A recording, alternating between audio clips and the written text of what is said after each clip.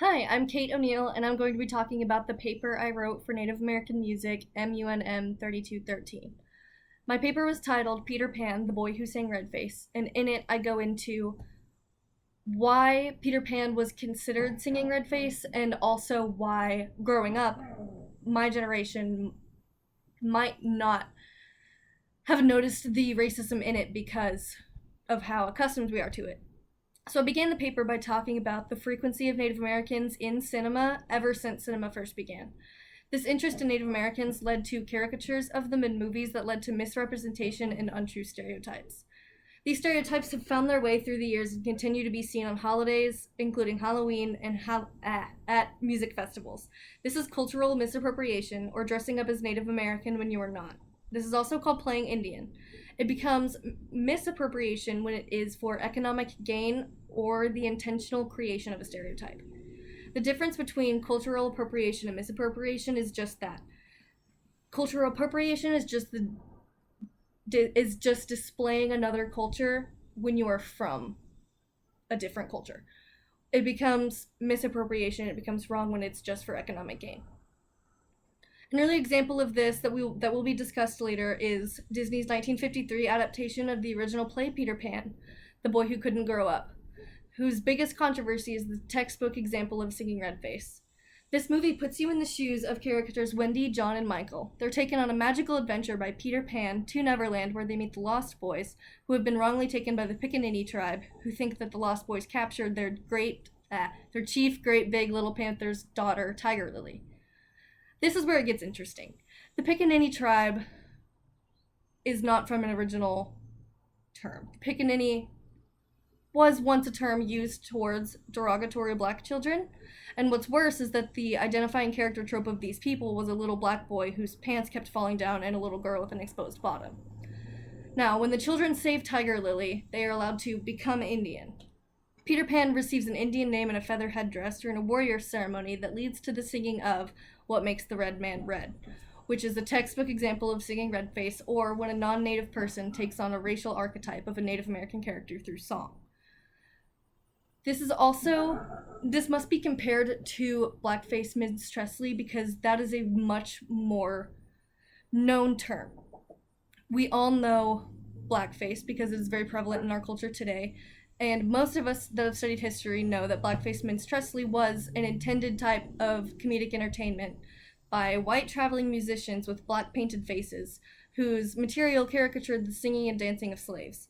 This comparison is important because blackface minstrelsy is a very common concept of term, and people my age were pretty much blind to Disney's adaptation of Peter Pan and the racism within it. A New York Times critic wrote that the movie depicted the Indian of a grown-up fiction, but seen by the child's eyes.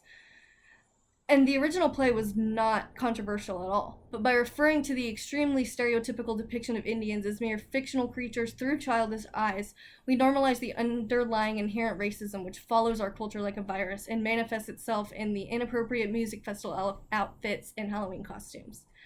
In the original book adaptation, Peter and Wendy, the Pickaninny tribe was a blanket stand-in for others, ranging from Aboriginal populations from around the world to the descendants of American slaves, not based on any specific real Native American tribe.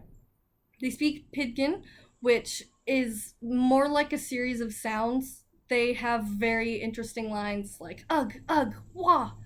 And Tiger Lily is a little bit more loquacious. She has a line that says, Peter Pan save me his very nice friend, me no let pirates hurt him. And I mentioned that it was very reminiscent of Dobby from the Harry Potter series, who is inferior to wizards inherently and is uneducated, and the point of his existence is to serve them, and Native Americans don't speak like this, and they're not solely defined by what we have done to them, for them, whatever. So in the paper, they call Peter, not in the paper, my bad.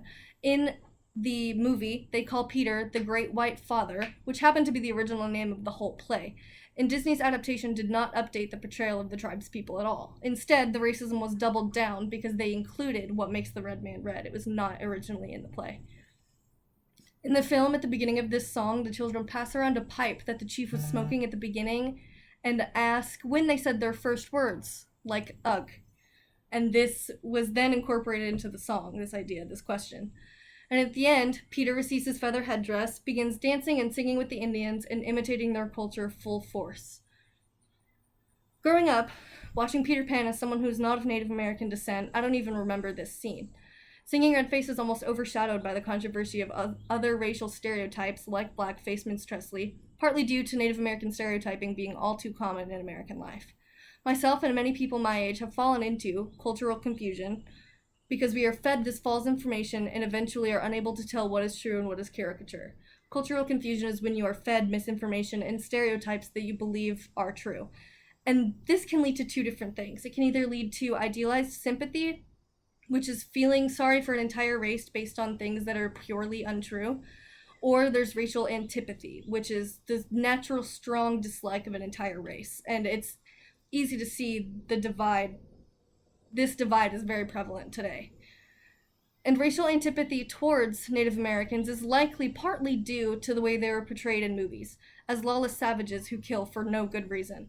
The whole movie seems reminiscent of assimilation of Native Americans by Western forces and the way that the tribes lived off the land, they barely speak English, they were isolated, etc., and then are saved by the white people who are celebrated and almost worshipped, which is absolutely not the way the Native Americans felt when we forced them from their homes and out of their culture and way of life. It may seem arbitrary to still have controversy over a Disney film from the 90s, from the 50s, my bad, but digging into these false ways of thinking about others is the only way to change the way that we view those different from us for the future.